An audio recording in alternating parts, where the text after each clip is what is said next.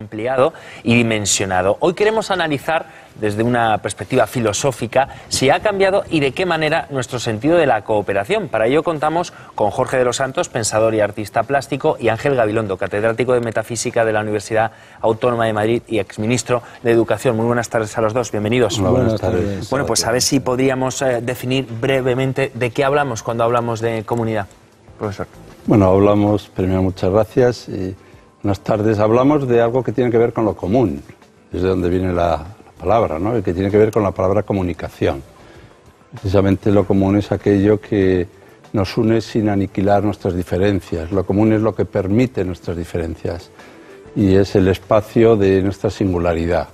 Así que no, frente a la idea de que lo común uniformiza o aniquila la diversidad, yo creo que solo se es diferente en comunidad.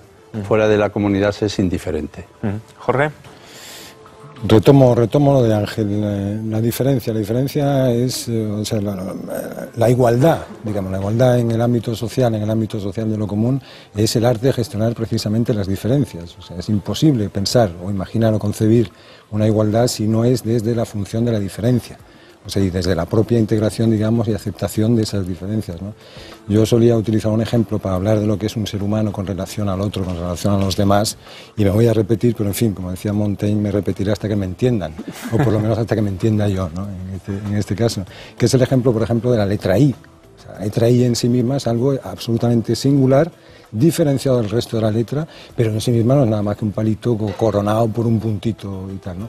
Pero cuando sabe asociarse, eso que decía Ángel de comunicarse, o sea, cuando sabe la cuestión esta erótica de facilitar el vínculo, de dejar que sus aberturas se abran y sean ocupadas, digamos, para formar un vínculo con las demás letras, es capaz de formar una palabra como, por ejemplo, amigo, en este caso. No tiene sentido, si no es dentro de ese contexto gramatical, que la vincula a los demás elementos, pero por sí misma es absolutamente singular, es, término que le gusta yo creo a Ángel, es insustituible. O sea, la I no puede ser la O o la U. Y claro, ¿qué procura entonces la comunidad del individuo? Pues la posibilidad de ser alguien no solo individual, sino singular, ¿no?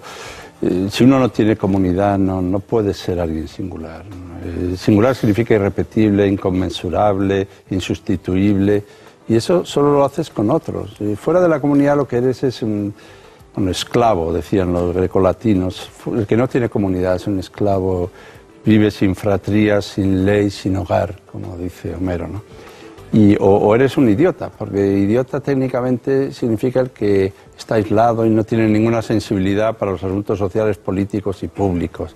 Así que yo soy gran partidario de ser singular en el seno de una comunidad. Y ya que hablamos de igualdad y de diferencia, es que nos hace iguales, quiere decir que nos permite ser a todos verdaderamente distintos, singulares e irrepetibles. Y por eso se suele decir, pero bueno, ¿usted cómo defiende la igualdad y está diciendo que le gusta la diferencia? Pues porque yo creo que tenemos que ser...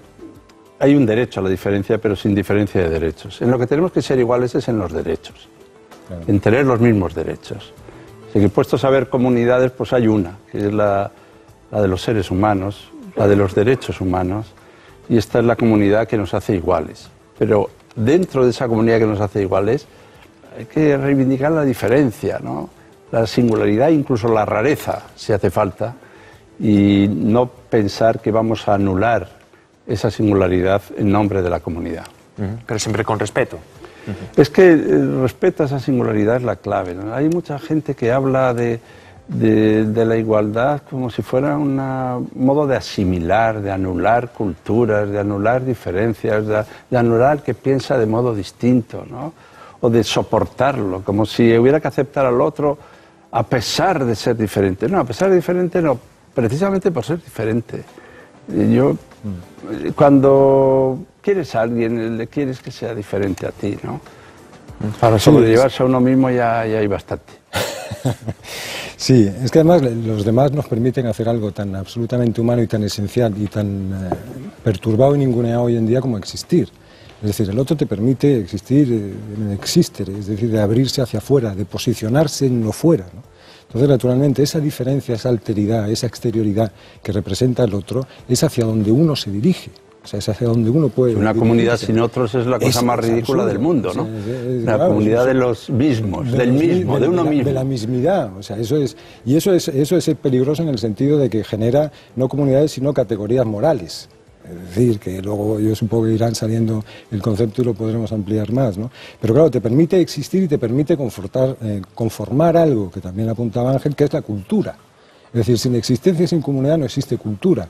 Por eso, por ejemplo, Levi Strauss lo primero que dice de la cultura se funda en la prohibición del incesto. ¿Qué está diciendo con esto? Está diciendo, oye, a tu madre ni tocarla, hijo. Fuera, a buscar gente. Fuera a buscar gente y a formar cultura. Es decir, el concepto de cultura va absolutamente asociado al concepto de la existencia del ser humano, pero de la existencia en relación a otros seres humanos. Exactamente. Común, comunidad, comunicación. Es lo que se refería Ángel cuando hablaba de comunicación. Es eso. Bueno, los atentados de París provocaron el domingo que más de 3 millones de personas se manifestaran en distintas ciudades en contra del terrorismo y en defensa de la libertad de expresión. ¿Necesitamos estos grandes acontecimientos para que, bueno, resurja el sentido de la comunidad? Yo creo que no los necesitamos para nada. O sea, tratar de buscar el más mínimo bien a esos atentados, incluso teórico, me parece mal. No necesitamos esos atentados para nada. Ahora, lo que sí está claro es que lo que sí necesitamos es que pensemos en torno a ellos y a partir de ellos. Y aprendemos cosas, ¿no?